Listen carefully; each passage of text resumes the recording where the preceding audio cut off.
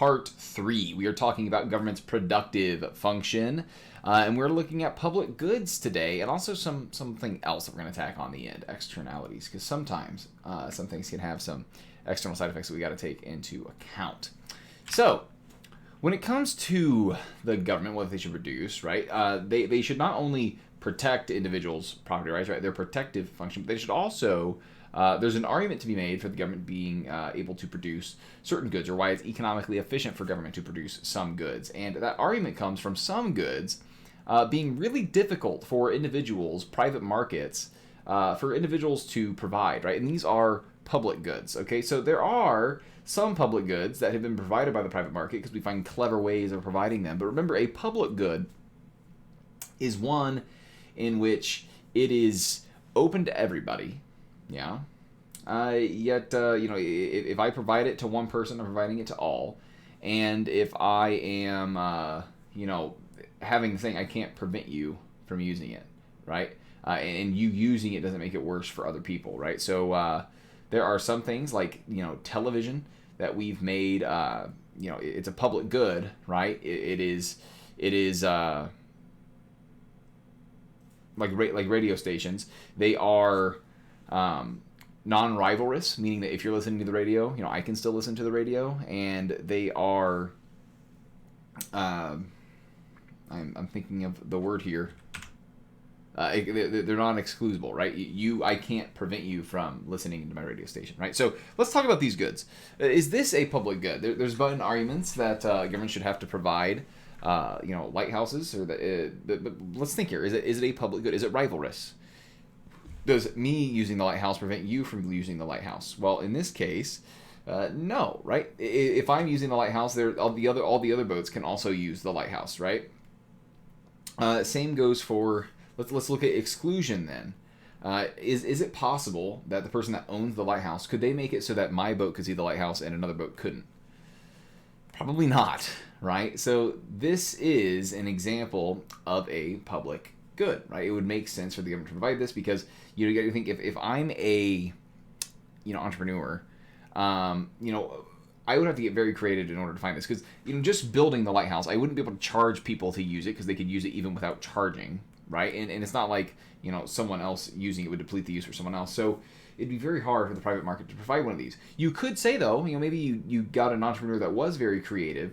Maybe they told all the locals, hey, if you give me money to build this lighthouse, I'll build this lighthouse, and that will bring in some extra business because it'll bring in some more boats. I don't know. That's just an idea. But let's look at flood control. Is this rivalrous? Meaning that if I'm benefiting, if I'm downstream from where this dam's built, in your downstream from where this dam built, is me being down there preventing the flood? Is that going to make it so you're more at risk for the flood coming and destroying? No, right? So it's not rivalrous. Is it excludable, right? Can we exclude anyone? Can we just make it so when the dam bursts, it only hits that one house that didn't pay for it? No, right? So we can't exclude people from getting the benefits of this dam, okay? That's like, could we make it excludable? Maybe you could have,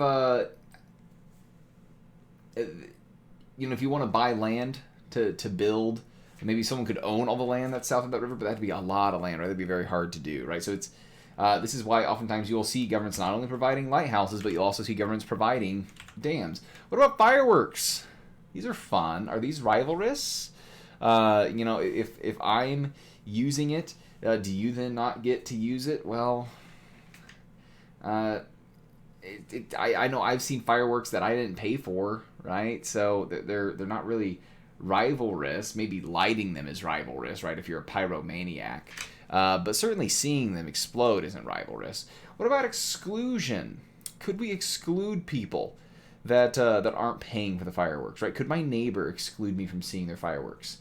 I don't think they have a curtain that tall, so unfortunately they can't, right? So they can't exclude me from seeing their fireworks. Those of you that have been to baseball games will have fireworks after. You may not have paid for the baseball game, but you get to see the fireworks still. So this is another example of a public good. But just because it's a public good, does that mean that the government should provide fireworks? Right? I mean, they're literally lighting our tax dollars. Well, not literally. They are, in a great metaphor, demonstrating how they're lighting our tax dollars on fire, right? What about these brownies, right? They're behind a glass cover, right? So are they rivalrous? Yes. Okay, cool. What about exclusion? Oh, well, they are excludable, right? They are excludable. We're being prevented from taking those brownies and eating those brownies, right? We can't take them. So these are instead a private good, right? They're excludable and they're rivalrous. Whereas all these things have been rivalrous but non-excludable, right? We can't prevent people from looking at the fireworks. We can't prevent people from getting the benefits of the dam. We can't prevent people from seeing the light of the lighthouse. But these brownies, hey, we can prevent people from eating these brownies. But what about these? Let's assume these brownies, I just place them on the table, I say they're up for grabs. Are these brownies excludable? Oof. Well, in this case, no, the brownies aren't excludable. So now they become a public good, right? So we take public goods and we find a way to make it so that it's excludable, and that's oftentimes how we can get around making things going from public goods to private goods. But it's not all the time that we can do that, right? We conveniently made this glass case to turn them into a private good, but here they're a public good. Yeah, we'd have to be finding a really clever way to make these fireworks a private good. But all these are examples of public goods. But just the fireworks are a great example. Just because it's a public good, does that mean the government should provide it? Should the government, because fireworks are a public good, should they provide it? Right? What about streaming services? What are these classified as? They're rivalrous. Are they? If I'm watching Netflix, does that prevent you from watching Netflix? Well, not so much, right? You can still watch it. So Netflix is relatively non-rivalrous. Sure, you could argue, if so many people get on, Netflix is going to have to get more service. Okay, sure, whatever. But for the most part, right? If I'm watching Netflix, my neighbor can still watch Netflix just as fine. They wouldn't even know if I was also watching Netflix, right? What about excludable? Well, I know if I don't pay my Netflix bill, then Netflix is going to shut it off, right? So it is excludable. This is where we get one of those, economies of scale where it is rivalrous.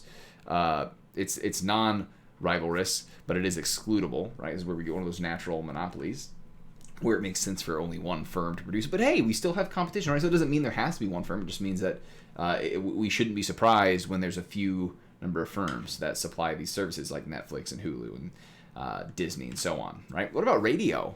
Okay, just broadcast radio, is it rivalrous? Me listening to the radio waves doesn't prevent you from listening to the radio waves. Is it excludable? I can listen to a radio station whether or not I pay for it, whether or not I donate to them. I can still listen to it. So this is an example of a public good. Does that mean the government should pay for it? It depends, right? Matter of fact, we had public broadcast radio, right? So the government did have a radio station, right? The idea was that it would be able to get news out, and it was seen as something that would be beneficial to society. Yeah, and then someone found a way, because we used to do TV the same way, right? Where TV would broadcast, and it's the same way. I could watch TV in the same way that someone else could watch TV, and I wouldn't be preventing them from watching TV. And as far as excludability goes, I'm just tuning into that broadcast, right? They can't stop me even though I'm not paying. So you used to see that TV was also a public good. And the thing is, we got really clever. What we ended up doing was there was a guy who had these shows that he produced, but the shows would have advertisements in the middle, right? So yeah, it's available to everyone, but because it's available to everyone, everyone's watching, or a lot of people are watching, and you can find ways to provide these goods or services, in this case the television show, by putting in advertisements, right? This is where we get the term soap operas. Apparently those were the first to do it, and they would have soap commercials in between. So there you go. So if the government only provides public goods, what about military? Yeah, the government provides military. Should they provide a military? Is that classified as a public good? Could the private market handle this? Well, the military, they provide defense, right? They provide defense. So could we have an argument for providing the military? Well, is it? Let's go back here to these words. Is it rivalrous? Meaning that me being protected, does that prevent you from being protected? Well, no, right? If a missile's going to come to my house, it's likely going to blow up your house too. And even then, we'd have a hard time, saying that our military are the good guys. It's like, well, you didn't pay your bill, so we're just going to let you get blown up. No, that wouldn't look good at all, yeah? So it's not rivalrous, right? If they're defending one of us, they're defending all of us. And furthermore, what about excludability? Can they exclude me, even if it was right? Could they exclude me? Like, well, Mr. Weaver, he's not paying for it, so let's make sure that he gets blown up. Okay, if that missile comes, no, it's not excludable, right? Because if they try to exclude me, they'd probably be excluding some other people, right? They can't just let North Korea only invade my home, right? So it's not really excludable either. So military is a classic example of a public good. And it makes sense why the government pays for it. It makes sense why throughout history, the national defense has been provided by the government. And if you also look at, there are, however, some attempts to privatize it, right? There are mercenary groups like Blackwater. They are private military groups that are hired by various governments to, or various, wealthy people to accompany them into dangerous areas in order to protect them. I think they also be I feel like they maybe also be contracted by the U.S. government in order to do some, things the U.S. government does overseas. Okay, so what about schools? Everyone's favorite mascot, the bulldog. Should the government provide public, if they're providing public goods, should they provide schools? Well, let's see here. Are schools rivalrous? Are schools rivalrous? Well, we all know that if we have 100 students in a class, not all the students are going to be able to get the same education as if 20 or 30 students were in a class. So it is rivalrous. What about excludable? Could we exclude you? Well, we could. We could just literally lock the doors and not let you in. So it is excludable. We could exclude you from the education. That defines it, guys, as a private good. So why in the world are schools being provided by the government? Well, the argument is not that they're a public good, okay? Because again, a public good is something that is non-rivalrous and non-excludable, okay? But schools provide them for another reason that we're going to talk about at the end of this lecture, okay? So, what about sports stadiums? Because the government does give subsidies to teams to help build their sports stadium. Okay, is it a public good? Let's see here. Rivalrous. Well, I know if I'm taking a seat, then someone else can't take a seat, and if someone's taking a really good seat, then I can't have that really good seat. Is it excludable? Well, yeah, I could try to get into a baseball game with no money. I probably wouldn't be too happy. I don't know. Maybe I could slip by, but that'd be stealing, and that's wrong.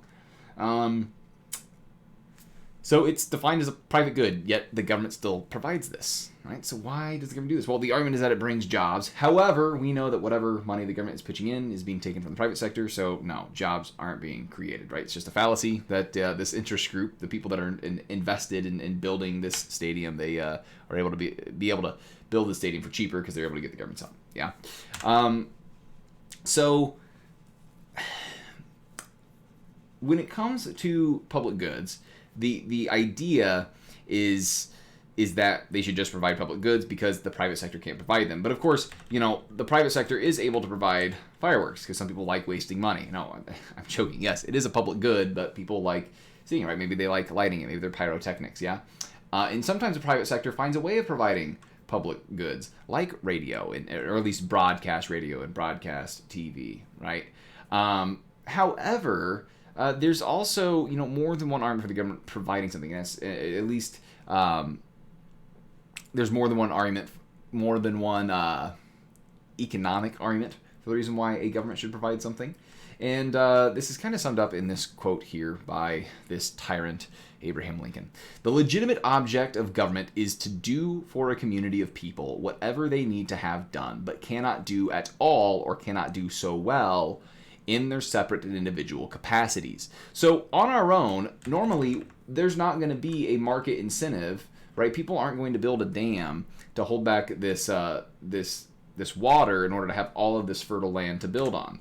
There's not going to be an entrepreneur to build a lighthouse because they can't charge the individual, so the lighthouse never gets built because they're not able to raise the funds for it, right? But all of those things would benefit us, right? We would be a better off society if we have flood control. We'd be a better off society if we have that lighthouse, right? We wouldn't have ships wrecking into the harbor. So there's this idea of things that would benefit us, but we can't do so on our own. So we're referring to a public good here, but sometimes it can get expanded to things that are, an externality that we'll talk about later. And that'll go back to why the government should provide public schools, some people think, okay?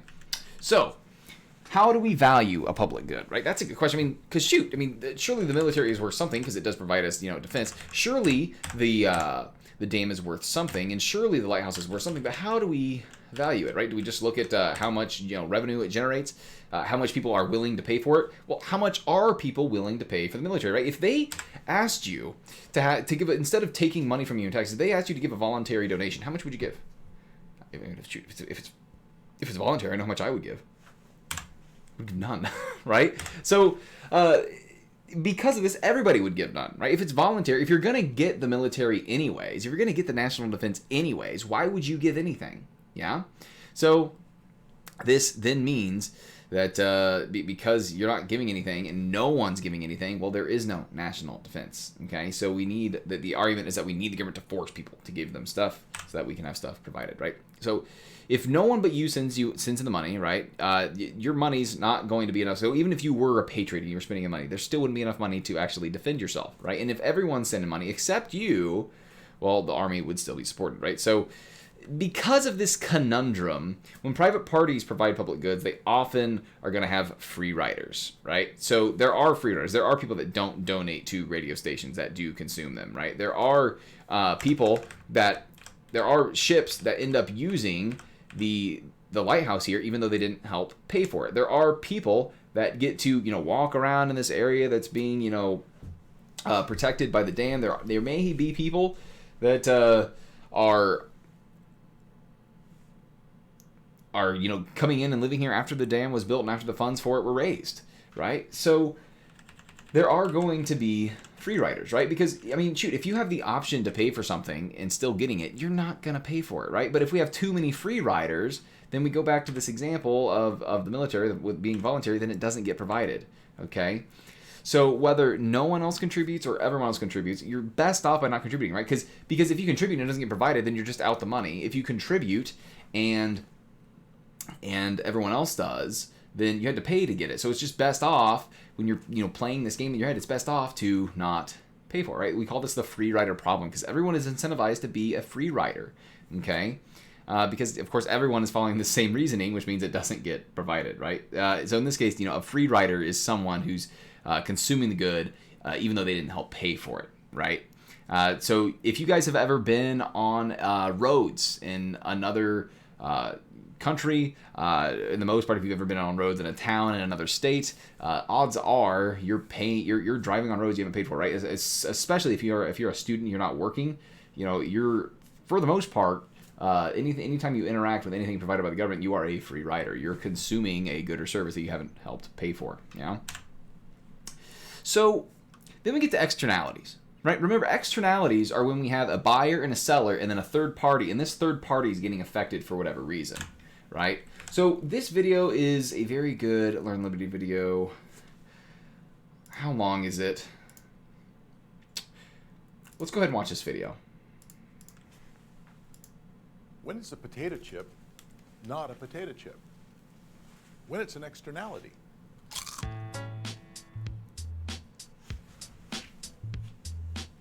An externality is when a transaction between two people, call them Art and Betty, has an effect on a third Betty's person, cute.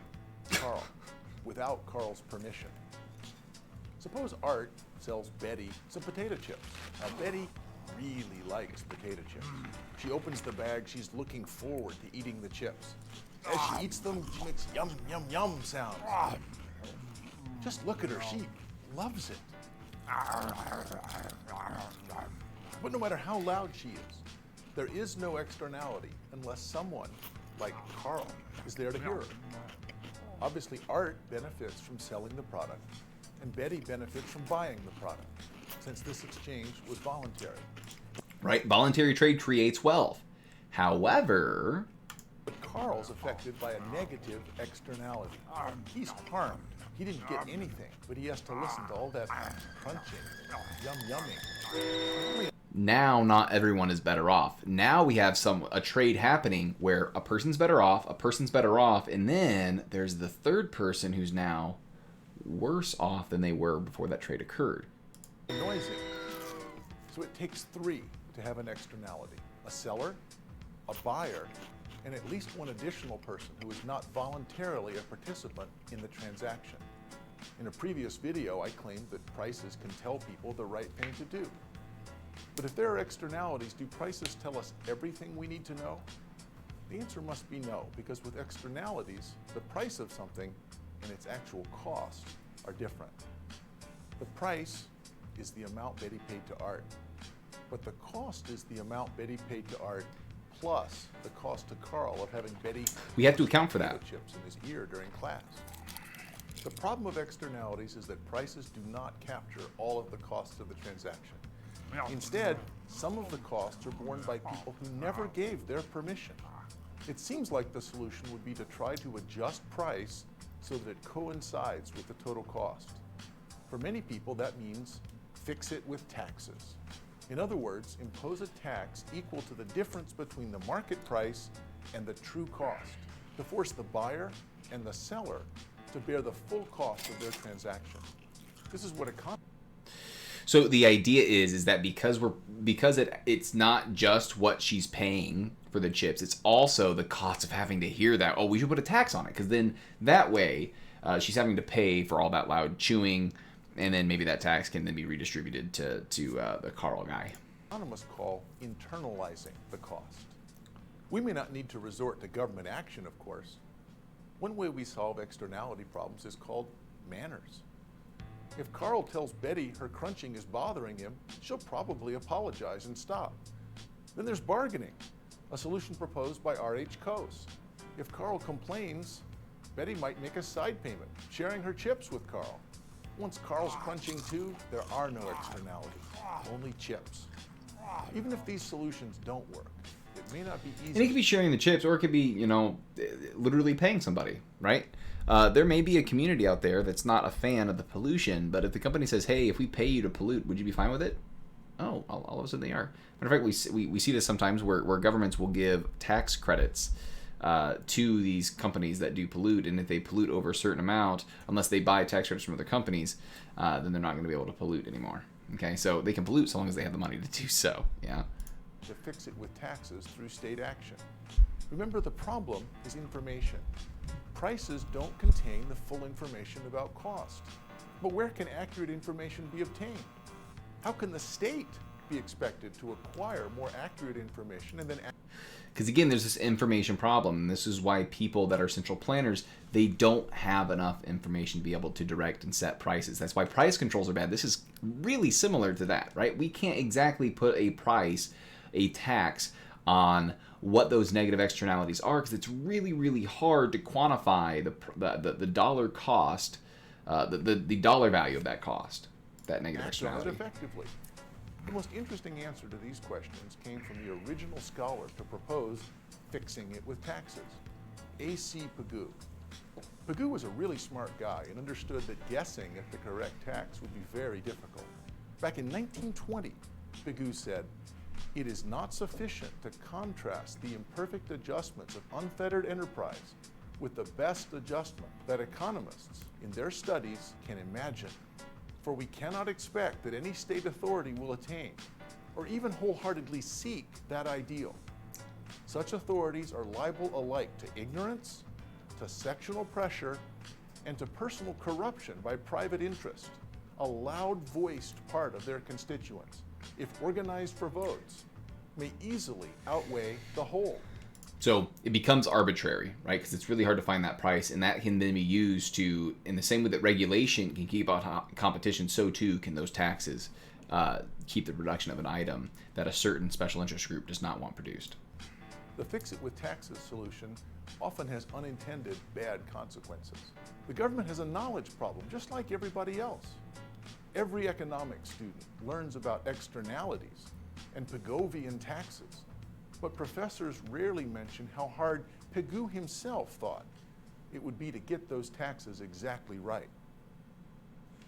So there's the idea that we can tax it, but the same guy that came up with that idea thought that it would be so hard and so prone to, it being arbitrary and having taxes applied unfairly, that it wouldn't get right. And it'd be better to let individuals decide how to internalize those costs, whether it's through manners, just someone saying, hey, you're violating my property rights, I'd like if you didn't do that. If not, I can take you to court. As well as, hey, I don't like that. And then someone saying, oh, really? You don't? What if I pay you? Oh, how much we talking, right? I'd be fine if a person wanted to munch in my ear if they meant they get me $20, right? Sure, go for it. So externalities, again, this is a third party being affected, right? We have A, we have B, and we have a third party, right? So with this factory here, even though I'm not buying something from them, even if I try to distance myself as much as possible from them, I still have to deal with, the air being dirtier, and their own hole in the ozone layer making, my weather, a couple fractions of a degree warmer, right? So, I'm not doing anything to have this brought on upon me, but it's happening, right? So we have this cost being imposed on a third party. This is a great example of an externality, okay? An externality in your own lives that may be more applicable to you, more direct to you. I mean, if you've ever had loud neighbors, it's the classic example of, kids throwing a party. They are having a great time, right? They bought all of the music, or they have they're listening to the ads on Spotify, right? They have this exchange with Spotify, but this exchange is now going over to a third party that does not want any part of it, right? They don't want to listen to music. They're trying to go to sleep, yeah? So these actions are impacting others who do not have their consent to do so, right? Because trade, remember, is voluntary. And the thing about externalities, guys, is that they are non-voluntary, okay? That's what makes them a problem, because normally trade creates wealth, because we have this person gets better off and this person gets better off, right? If one of these people were not getting better off, they wouldn't do the trade. But now we have this person getting better off and this person getting better off. But now we have a third party who they're becoming worse off, right? So now trade is actually this trade is actually impacting and destroying someone's wealth, right? And because they have property rights, we can't just take away their wealth because it helps somebody else, right? That's stealing. Yeah, so we can't have that. So externalities can kind of impact trade, and it's important that people try to think through how to correct for these, right? So, do negative externalities make an item costlier or cheaper?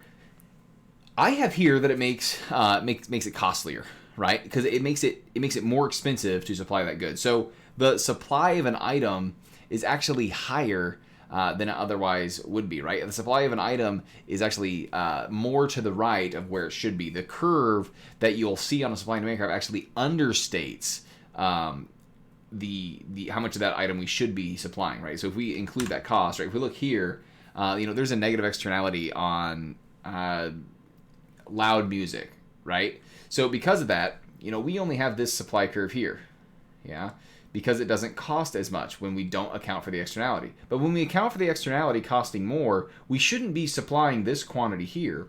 We should supply this at this supply curve, right? When we include the cost of that loud music, we should only supply this much loud music, which is less loud music, right? So externalities actually make it so we understate the true cost of an item, yeah? Another thing, though, is that if there's a positive externality associated with a good, we can do the reverse of this, right? So, because with the positive externality, we're only supplying this amount here, but if we should have there should be a lower cost to supplying it. So the argument is that we should shift the supply curve out this way so we can supply more of it, right? Where it's actually not as costly, because it's not as costly in the real world. And this is where we have a positive externality, right? Where we should increase the supply. And this is where people get the argument.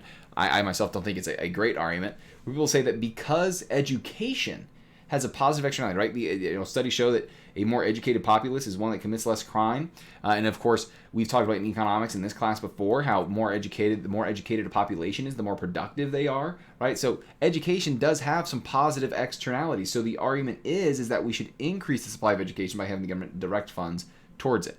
That's the argument for the provision of public education. However, I always, whenever someone mentions that argument, I'm often reminded of one of my teachers. They went to, I think it was Rome, and there was some street children running around, and one of them came up to him and gave him a flower and said, "Sir, have a great day." And then they got that little child ran away, grabbed an officer, brought the officer over, and said, "This man stole my flower," right? Being forced to pay for a good, yeah, is that right? I mean, he's better off. He has the flower. Maybe though he didn't value the flower, whatever the little girl made him pay for it, right? Maybe some people don't value that positive externality as much, yet they're being forced to pay for it, right? In any case, we can sometimes make an argument for the government. You have to make sure that whether it's an argument for the government providing something or hampering back on how much of something is produced, is because externalities, if it's a negative externality, can actually make something costlier, right? So really the supply curve is lower than it otherwise should be when we include the cost of that externality, okay? So, when it comes down to it, we've talked about the government's productive function, what the government should produce, that is public goods, and we've talked about what the government should also, we've talked about the government's protective function, right? The government protecting our individual rights. So, they should enforce this general set of rules, right? Enforcing contracts even-handedly. They should protect private property rights, yeah? And they should do their productive function, right? When markets fail to provide an item, i.e. public goods, they should help provide that item. And of course, there is a very, very, very, very, very long list of debatable services of which they should provide as well. You know, education being one of them. Right now, you know, police is one of them. You can think of a lot of things throughout U.S. history that have been debatable whether or not they should provide a right. There was the railroad we built across the country. NASA is something that people are like, oh, why should we worry about going up there? And then people are like, dude, it's space. Of course we should go up there. And oh, goodness, guys, that's it. Thanks for watching.